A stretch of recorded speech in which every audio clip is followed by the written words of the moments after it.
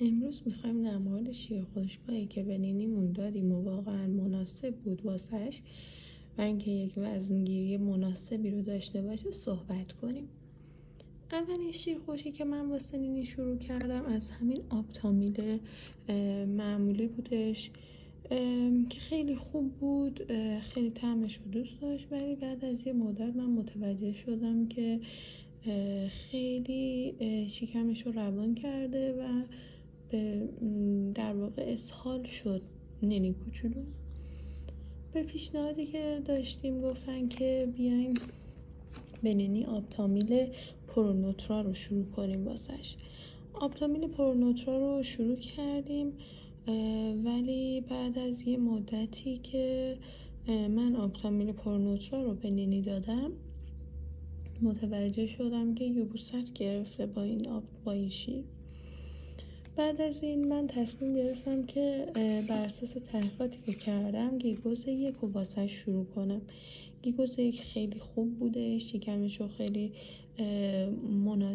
به طرز مناسبی باعث شد که کار کنه، اون یبوستش رو برطرف کرد.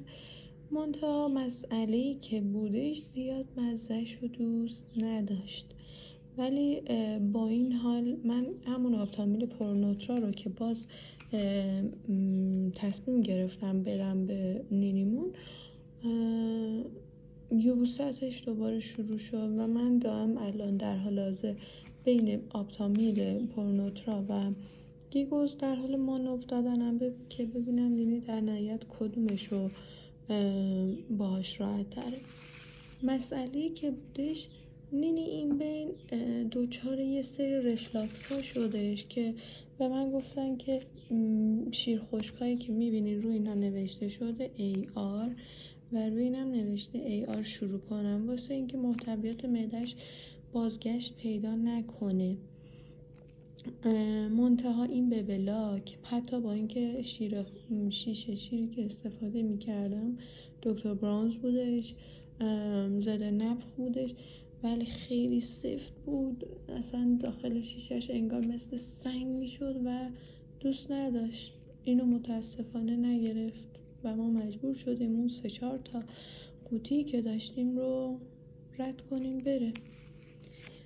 این بیومیل AR هم باز تصمیم گرفتم که بیومیل بدم، چند روز خیلی خوب بود، مناسب بود، ولی دوباره یبوست شروع شد و باز هم اصلا از خیر شیر خشک‌های AR من گذشتم و همین پرونوترا رو تصمیم گرفتم که به نینیمون بدم، که با این هم من یبوست رو شاهدش بودم و در حال حاضر تصمیم دارم که خیلی واقعا چالش بزرگیه واسه من که نینی با اینکه دوست نداره این گیگوز رو ادامه بده، ولی باید سعی کنم که این گیگوز رو بهش بدم که از شر یبوستش راحت بشم. این بودش ماجراهای شیر خشکی ما با نینیمون.